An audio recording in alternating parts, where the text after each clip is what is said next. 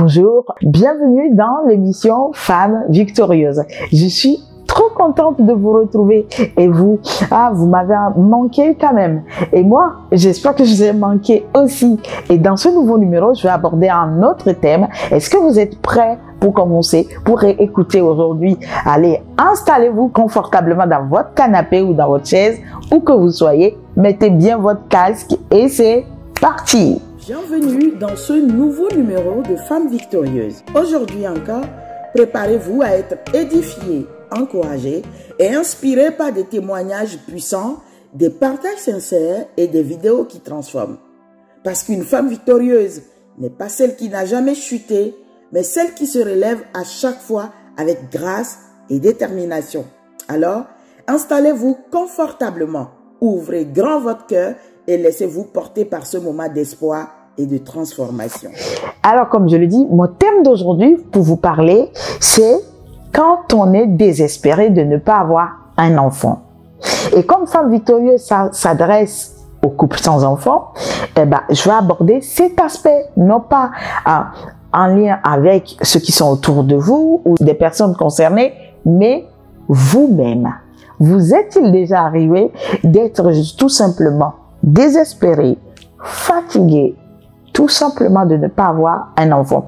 Peut-être que vous êtes un couple chrétien, vous avez beau prier et rien ne se passe. Alors, qu'est-ce qui arrive par exemple? J'aimerais mettre les points sur 3 choses principales qui arrivent aux couples sans enfants.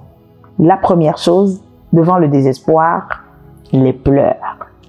Vous est-il déjà arrivé dans votre canapé à 2 ou seul, et surtout les femmes dans votre salle de bain, à la cuisine, de vous rappeler, ou autour d'une discussion, quelque chose que vous n'en avez pas, vous n'avez pas un enfant, alors que c'est votre désir profond de commencer à pleurer? Alors, j'aimerais vous dire que c'est normal. Pleurer, c'est une émotion qu'on exprime. C'est une attitude qui arrive à toute personne qui est bloquée, qui arrive devant une situation de désespoir, qui n'a plus l'espérance. Quelqu'un qui a beaucoup échoué dans quelque chose, il lui arrive de pleurer. Et c'est comme le cas de Anne dans la Bible. Anne a beaucoup pleuré. Anne est allée plus que au-delà même des pleurs. Vous pouvez retrouver tout ça dans le livre de 1 Samuel chapitre 1. Mais dans le verset 10 de 1 Samuel, il est écrit que Anne pleura amèrement. Et du coup, j'aimerais vous dire que c'est normal qu'on pleure. C'est normal que vous pleurez, madame. C'est normal que vous pleurez, messieurs. C'est normal que vous vous lamentiez, que vous frappez la poitrine. C'est normal que vous ne compreniez pas. Parce qu'il y a des choses qu'on ne comprend pas et qu'on n'arrive pas à expliquer. Et on demande à Dieu des explications. Mais j'aimerais vous dire de ne pas simplement pleurer. J'aimerais vous proposer qu'au lieu de pleurer uniquement, pleurer dans la présence de Dieu. Parce que Dieu comprend nos émotions. Nous sommes créés à son image et à sa ressemblance. Alors pleurer à genoux, pleurer dans la présence de Dieu vous amène à ressortir beaucoup plus fort. Car l'Esprit comprend même les soupirs inexprimables. Ce qu'on ne peut pas exprimer, ce qu'on ne peut pas expliquer, l'Esprit comprend et peut nous aider, peut aider. Madame, messieurs, mes amis, mes sœurs, mes frères, Dieu comprend chaque larme qui coule. Dieu comprend chaque larme qui goutte. Et Dieu a à cœur de penser les cœurs et de soutenir. Alors, au lieu de tout simplement pleurer, pleurer dans la présence de Dieu. C'est la première chose. Deuxième chose qui peut arriver. Une fois qu'on a beaucoup pleuré, est-ce qu'il faut continuer à pleurer tous les jours? Non, absolument pas. J'aimerais vous proposer que le deuxième point clé, c'est demander. Après les pleurs, demander. Mais alors, vous allez me dire, demander à qui? On sait ce qu'on veut demander. C'est un enfant. Mais à qui? J'aimerais vous proposer de demander à Dieu. Puisque vous avez pleuré dans sa présence, demandez-lui. Expliquez-lui vos sentiments, ce que vous voulez, ce que vous demandez. Insistez. Je sais que vous avez prié plusieurs fois, mais n'hésitez pas à continuer la prière. N'hésitez pas à lui demander et d'insister dans la prière jusqu'à ce qu'il le fasse. Il dit dans Matthieu 7, verset 7, demandez, il vous sera donné. Demandez même si vous vous sentez fatigué, abattu. Parce que Dieu a envie d'entendre un cri, une voix qui lui parvient pour lui dire, Père, j'aimerais rappeler la promesse que tu m'as faite.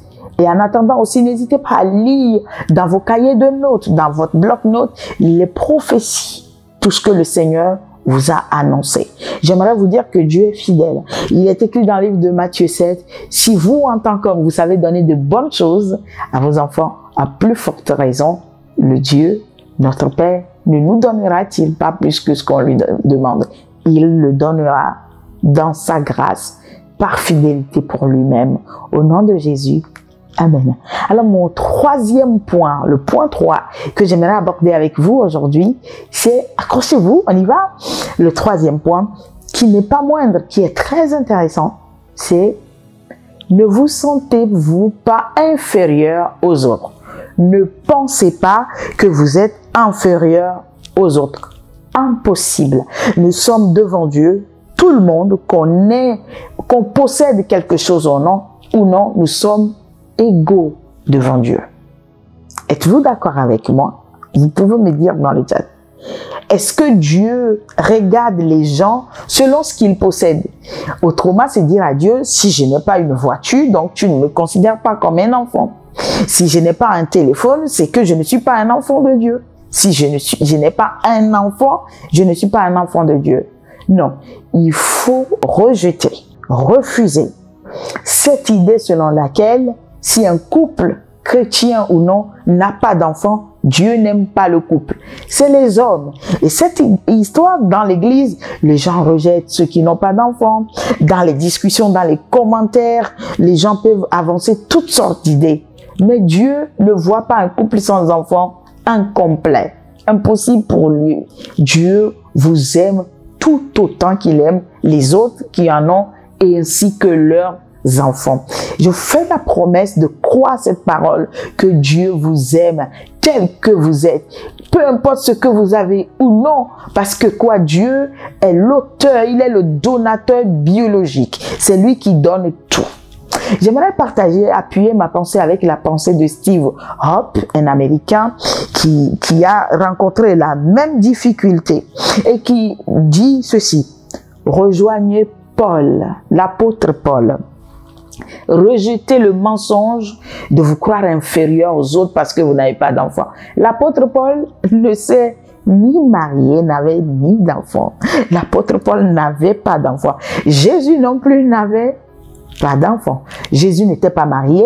Jésus n'avait pas un enfant. L'apôtre Paul n'était pas marié. L'apôtre Paul n'a pas un enfant. Et pourtant, leur ministère a impacté le monde jusqu'à aujourd'hui. Jésus reste la référence partout dans l'histoire de la religion.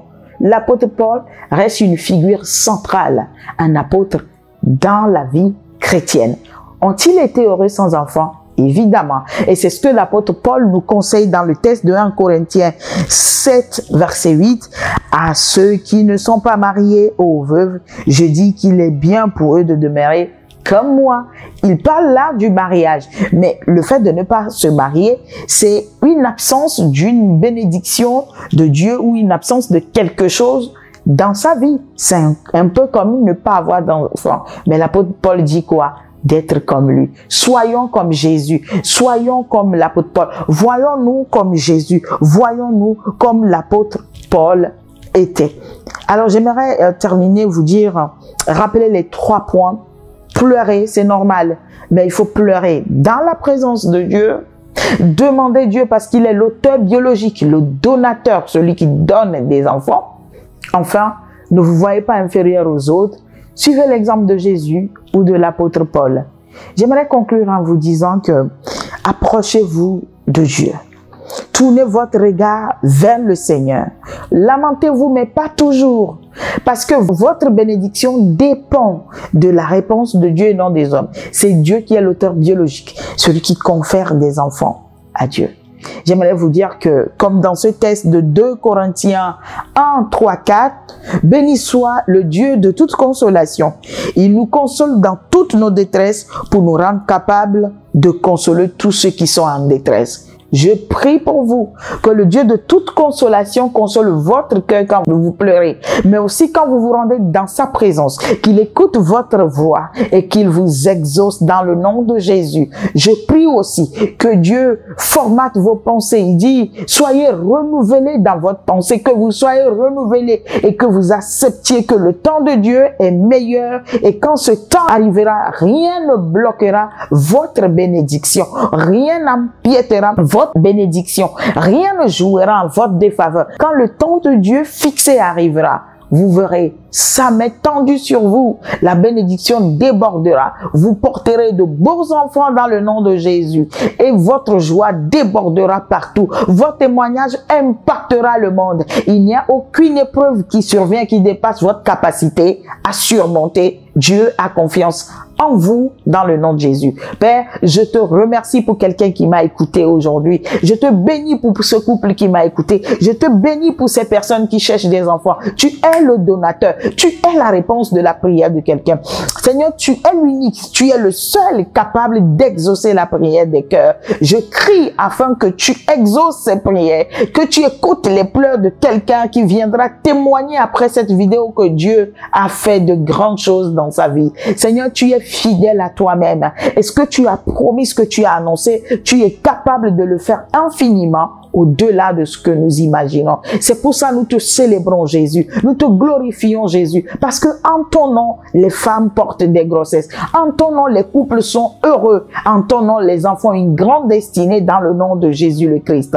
Gloire à ton Saint-Nom, au nom de Jésus. Amen. Si c'est votre première fois de tomber sur cette chaîne, n'hésitez pas à vous abonner, à liker et à repartager. Vous pouvez aussi suivre nos autres pages dans le nom de Jésus. Portez-vous bien, prenez surtout soin de vous. À bientôt dans l'émission Femmes Victorieuses.